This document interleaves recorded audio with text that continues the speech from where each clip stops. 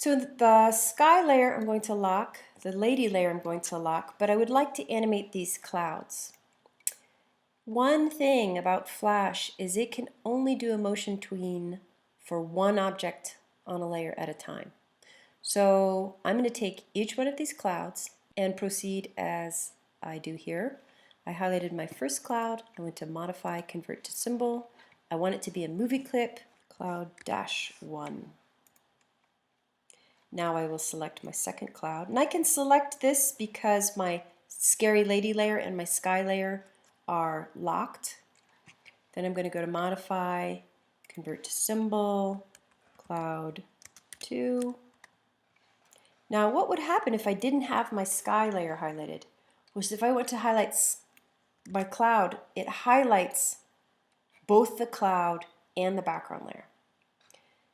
That may seem very counterintuitive because basically you can't really do that in Photoshop and Illustrator, or at least not very well. It's one of the things that I really love about Animate is that you can highlight through layers really quickly and easily. You just have to get used to locking your layer. Often I'll hold my Option key down, then I can lock every layer but this layer, unlock every layer. We end up using these quite a bit. Cool. All right, here's my third cloud. I'm going to go to modify, convert to symbol, and I'll say cloud -3. Great. So I have 1, 2, 3. Now I just said that I can't have 3 objects on one layer and do a motion tween on them. So I'll show you one of my favorite shortcuts, and I often use it, especially when I'm doing more frame by frame or traditional animation, is I'll highlight all of my movie clips, then I will go to modify, and then I will go to timeline, and then I will go to distribute to layers. And this, I'm just going to open up my timeline so you can see it a little bit better. This takes my named movie clips and puts each one on its own layer, which is awesome because now I can put a motion tween on each layer and then have them animate somewhat independently of one another. Whoa, sorry, insert motion tween. Great. Now that I have these motion tweens, I can go to each cloud, and in this case I'm going to just move it up slowly and then have it move forward a teeny bit. Same with this one. Move it down slowly and then move it forward a little bit. And then this one, move it maybe a little bit faster and up. So one thing about this animation is, in reality, I should look at videos of how clouds move in the sky. I should decide which cloud is closer to my subject because that would affect how the clouds track. Things closer to you appear to be moving more slowly. Things farther away seem to be moving more quickly. In the interest of this fairly wacky animation, I'm not going to go too nuts, but when you do animate, you do want to use real-world resources as references.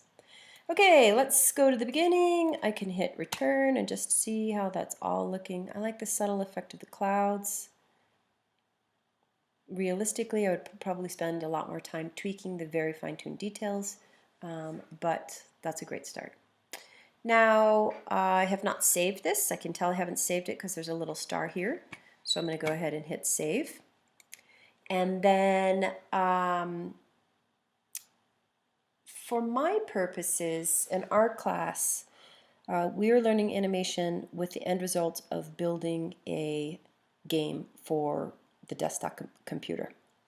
I also know that someone's watching this because they're going to build a projector, which is a standalone app that they can play on an iPad. So I'm going to talk about how to export for that. So here she is at the end, and she's sort of stuck there. She also doesn't connect to where she was originally. So it would be nicer if she kind of entered in off screen from the left-hand side and exited off screen on the right-hand side. So I'm going to jump back to my first keyframe here and pull her over to the left. Then I'll hit return, and there she is, moving around in a ghostly way. And I'll take her in this last frame off screen right, and then we can hit return and see what it looks like.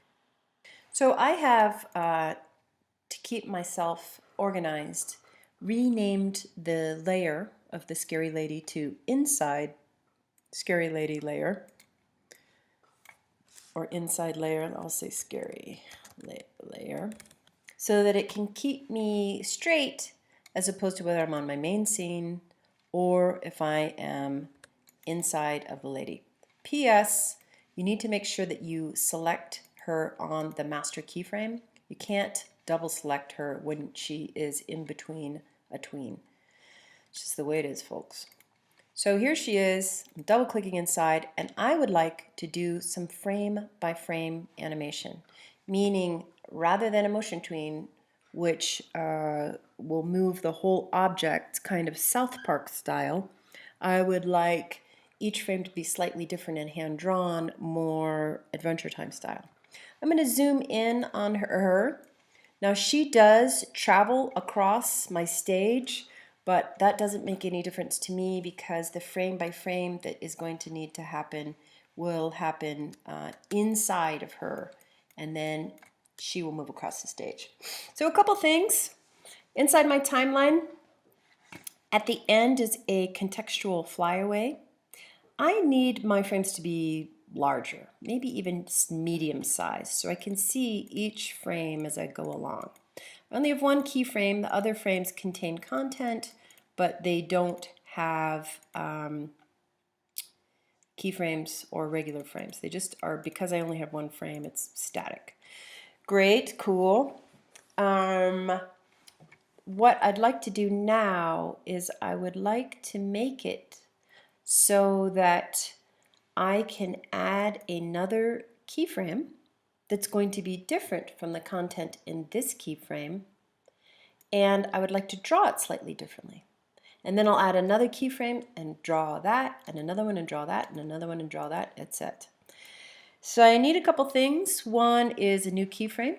I'm going to do insert timeline keyframe, not frame. Frame is what we did for a motion tween. I need a new keyframe so I can change the content in this frame and it doesn't affect the frame before it. And in this new keyframe, I really want to see what's in the frame before so that when I modify it, I can use that as a reference point.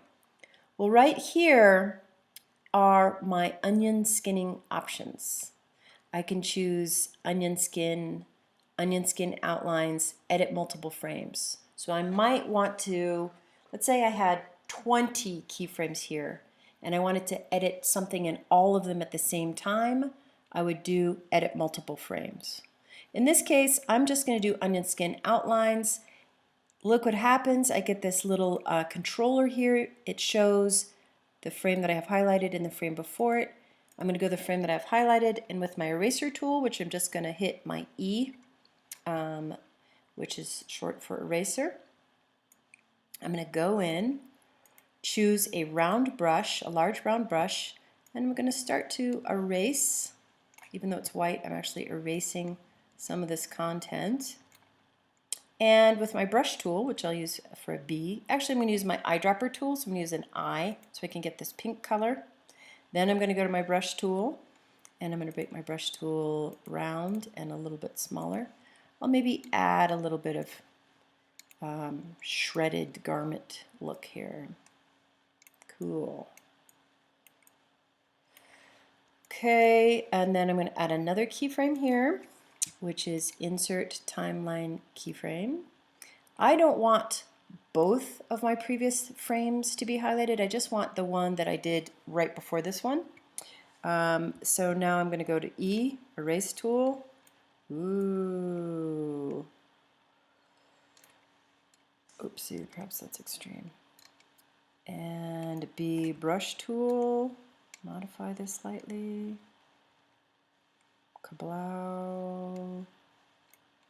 I think I need some more frames here. I'm kind of tired of going up to insert timeline keyframe, so I'm actually using the keyboard shortcut, which in this case is F6, It adds a keyframe, and I need to spend some time with this animation so that it looks ghastly. Right now I'm going back and forth in between them, and I hit play and it runs through once.